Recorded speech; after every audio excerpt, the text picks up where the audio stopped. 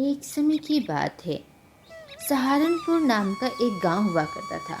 उस गांव में सीमा अपने पति रामू के साथ रहा करती थी। सीमा बहुत ही मेहनती और कामकाजी औरत थी, परंतु वहीं पर उसका पति हमेशा सोया ही रहता और कामकाज नहीं करता। सीमा अपने खेत जाकर अपने खेत की देखभाल करती, बीज को बोती, फसलें काटती और सारा काम खेत का वही करती और घर आकर भी खाना वही पकाती। एक दिन की बात है। अजी, दोपहर हो आया है और आप ये क्या कर रहे हैं? यहाँ पर सोए पड़े हैं, कुछ काम काज क्यों नहीं करते? अरे सुन रहे हैं क्या? ऐसे ही बिछावन पर लेटे हुए हैं। मेरी बात की कोई अहमियत नहीं है क्या? कितनी बार मैंने बोला है, ऐसे में तो आपका स्वास्थ्य भी खराब हो जाएगा। आपको काम पर जाना चाहिए ना। अरे भगवान, तुम क्यों चिंता करती हो? आखिर मुझे काम करने की क्या ही जरूरत है? और क्या काम काम, जब देखो चौबीसों घंटे काम कीजिए काम कीजिए। मैं पागल हो गया हूँ तुम्हारा ये भाषण सुन सुनकर। सुनिए जी, मैं आपकी परवाह करती हूँ, इसलिए ये सारी चीजें कहती हूँ। आप खाना निकाल कर खा लीजिएगा। अभी मुझे थोड़ी देर में ही बाजार जाना है। सब्जी घर में खत्म हो गई है, राशन भी खत्म हो गया है। वो खरीदने के लिए बाजार जाना पड़ेगा ना। हाँ हाँ ठीक है, सुन लिया तुम्हारी बात। सीमा जब बाजार से लौटती है तो वह पाती है कि उसका पति रामू अभी भी बिछावन पर सोया पड़ा हुआ है और बिस्तर से उठा तक नहीं। किचन ज्यों का त्यों है। उसने खाना भी निकाल के अपने हाथों से नहीं खाया। हे प्रभु श्री राम, अब आपका ही भरोसा है। आप देख रहे हैं कि मेरे पति की क्या हालत हो रखी है। वो आलस को छोड़ना ही नहीं चाह रहे। अब आप ही का भरोसा है। कुछ दिनों बाद। सुनिए जी, एक बात कहनी थी। मेरी आज तबीयत ठीक नहीं लग रही। आज मैं खेत नहीं जा पाऊंगी। खेत में बहुत सारे सब्जियां लगी हुई है। आप जाइए और सब्जियों को तोड़कर लेते आइए, नहीं तो मैं कल क्या खाना बनाऊंगी। घर में पैसे भी नहीं है कि मैं बाजार से सब्जी खरीद के ले आ पाऊँ।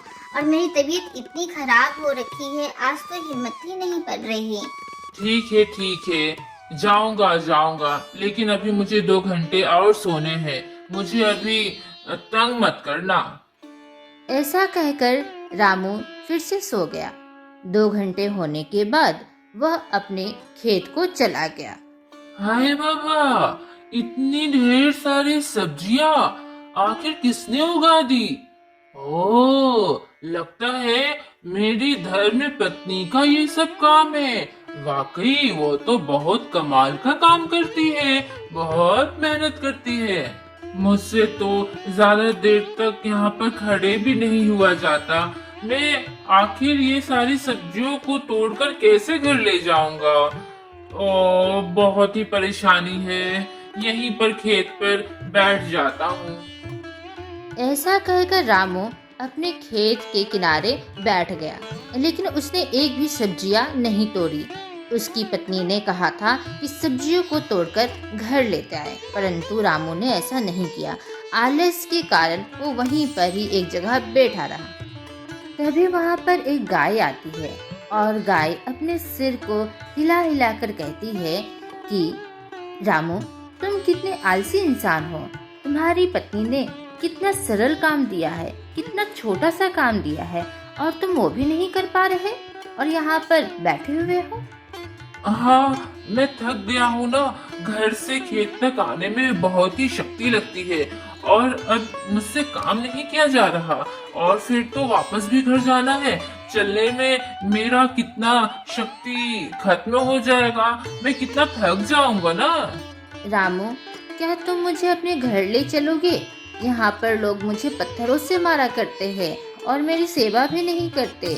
मैं चरना चाहता हूँ, घास खाना चाहता हूँ, लेकिन मुझे लोग घास भी खाने नहीं देते और मुझ पर लाठी बरसाते हैं। तो मुझे अपने घर ले चलो ना। अरे हाँ, चलो मैं तुम्हें अपने घर जरूर से ले चलूंगा।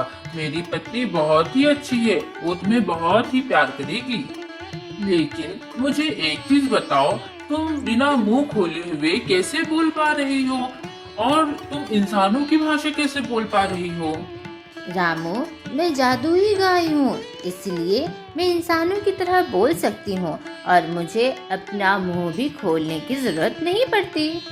देखते ही देखते रामू उस गाय को अपने घर लेते आया। तभी उसकी पत्नी घर के बाहर गाय को देखकर बहुत ही खुश होती है और कहती है, हाँ जी, ये तो बहुत ही प्यारी सी गाय है। आपको कहाँ मिली? ये तो बहुत ही सुंदर है। हाँ भगवान, ये काफी प्यारी गाय है, मुझे खेत में मिली। एक दिन की बात है।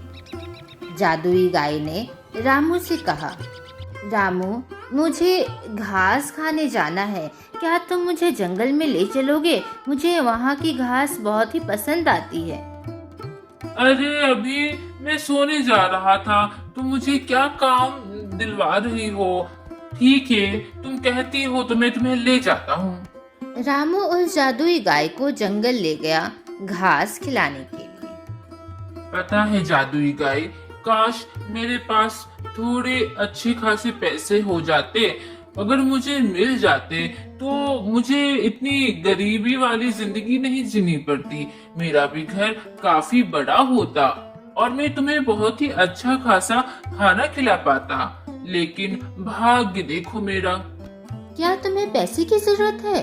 तो मैं तुम्हें एक बात बताती हूँ। गांव के बाहर एक बड़ा सा खेत है, वहाँ पर एक पेड़ है, उस पेड़ के बगल में बहुत ढेर सारा धन छिपा हुआ है। वहाँ पर अगर तुम गड्ढा खोदोगे तो तुम्हें बहुत सारा सोना मिलेगा। रामू यह बात सुनकर वहाँ पर जाता है और जैसे ही उस पेड़ के नीचे खोदता है तो उसे बहुत सारा धन मिल जाता है। रामू उस धन से अच्छा खासा घर बना देता है। अजी, आप यहाँ पर हमेशा घर में ही क्यों रहते हैं? आप क्यों नहीं जाते काम करने के लिए? एसी की हवा खा खा कर आपकी तबीयत भी खराब हो रही है। आपको यह दिखता नहीं क्या?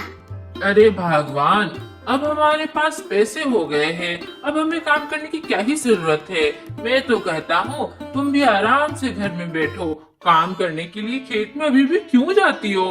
नहीं जी, मुझे काम करना अच्छा लगता है, इससे मैं स्वस्थ भी रहती हूँ। आप हमेशा ऐसे ही पड़े रहते हैं घर पर और आप मेहनत भी नहीं करते, ना ही बाहर घूमने जाते हैं, ना ही टहलने जाते हैं। आपका जीवन कैसा हो चुका है? एक दिन रामू अपने उस जादुई गाय को बाहर ले गया घास खिलाने के लिए। तभी वह जादुई गाय अपना सर हिला हिलाकर कहती है, रामू, तुम कुछ काम क्यों नहीं करते? बाहर क्यों नहीं जाते? तुम देखो तुम्हारा स्वास्थ्य कितना खराब हो रहा है। अरे तुम भी क्या बात करती हो, भोली भाली मेरी प्यारी सी गाय, मेरी तबीयत को क्या ही हुआ है? मैं बहुत ही अच्छा हूँ और मुझे काम करने की कोई जरूरत नहीं है। तुम्हारे कारण मुझे इतना ढेर सारा पैसा जो मिल गया।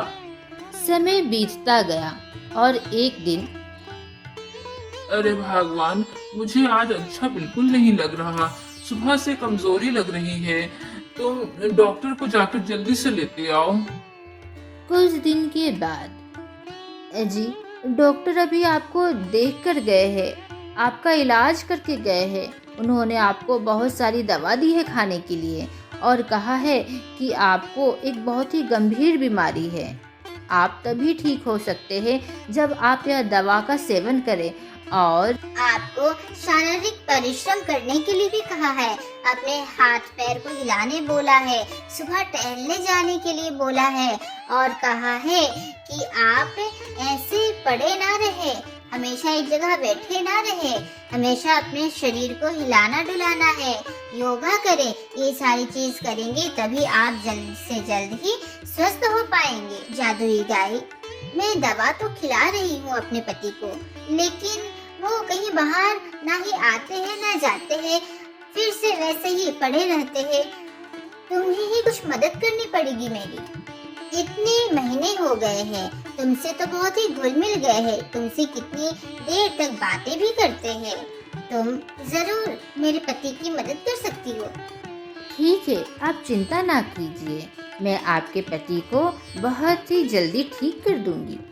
एक दिन रामू अपने घर के बाहर खड़ा था और वह कहता है, जादुई गाय, तुम मुझे ठीक कर दो ना अपनी जादुई से, मैं तुरंत ठीक हो जाऊंगा।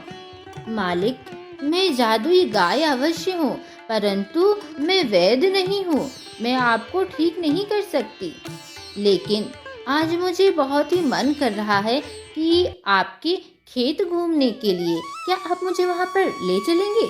हाँ, मैं तुम्हें ले चलूंगा, अभी चलो, मैं तुम्हें अपना खेत फिर से घुमाने ले चलता हूँ। मालिक, मुझे बहुत ही गर्मी लगती है, क्या आप मेरे लिए लकड़ियों का घर बना देंगे क्या? हाँ, मैं तुम्हारे लिए लकड़ियों का घर बना सकता हूँ, लेकिन उसके लिए तो पहले मुझे जंगल में जाके लकड़ी को काटना पड़ेगा, फिर तुम्हारे लिए घर बनाना पड़ेगा।